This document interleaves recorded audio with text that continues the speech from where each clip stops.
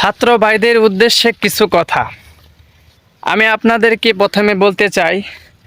আপনারা হয়তো দেখেন এরকম রোদের ভিতর মাঠে ঘাটে আপনার বাবা আপনার মা কষ্ট করে আপনাকে লেখাপড়া করানোর জন্য, কিন্তু আপনি কিন্তু সেটা অনুভব করতে পারেন না বা সেটা বুঝেন না যে আসলে এই রোদের ভিতর কত কষ্ট করে তারা কাজ করে আপনাকে পড়ানোর জন্য, আপনার একটু সুখের জন্য, তাদের মুখ উজ্জ্বল করার জন্য এবং আপনার জীবনটাকে সুন্দর করার জন্য।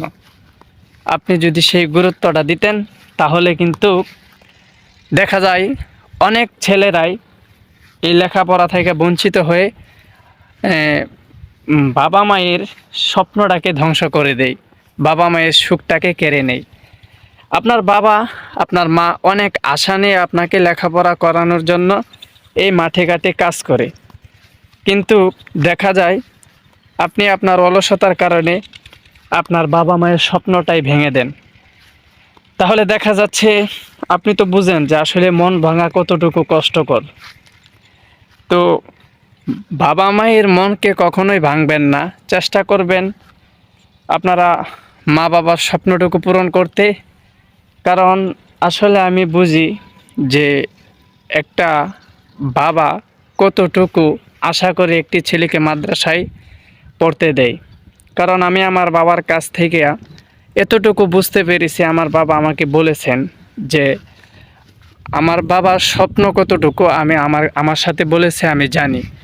তাই আমি ওই জায়গা থেকেই অনুভব করতে পারছি আসলে যে বাবাদের কত বড় আশা থাকে, কত বড় স্বপ্ন থাকে। তাই আমি আপনাদেরকে বলবো বাবা মায়ের স্বপ্নটুকু কখনোই ভাঙবেন না। বাবা মা আপনাকে অনেক আশা করে অনেক শখ করে আপনাকে লেখাপড়া করানোর জন্য চেষ্টা করে। আপনি চেষ্টা করবেন বাবা মায়ের স্বপ্নটুকু পূরণ করার জন্য। ইনশাআল্লাহ আপনার সাথে আপনার আল্লাহ সব সময় থাকবেন এবং কি আপনার জন্য সব সময় আল্লাহ তাআলার পক্ষ থেকে দরওয়াজা খোলা থাকবে। তাই চেষ্টা করবেন বাবা মায়ের স্বপ্নটুকু পুরা করার জন্য, মনোযোগ দিয়ে লেখাপড়া করবেন, কখনোই নৈরাশ হবেন না, নিরাশ হবেন না। কারণ আপনার সাথে মা বাবার দোয়া থাকলে আপনাকে কখনো ভেঙে পড়তে হবে না, আপনি অবশ্যই একদিন সফল সাকসেস হবেনই। তাই বাবা মায়ের স্বপ্নটুকু পূরণ করবেন আর চেষ্টা করবেন মা বাবার সাথে কখনোই বেয়াদবি করবেন না, সুন্দর আচরণ করবেন।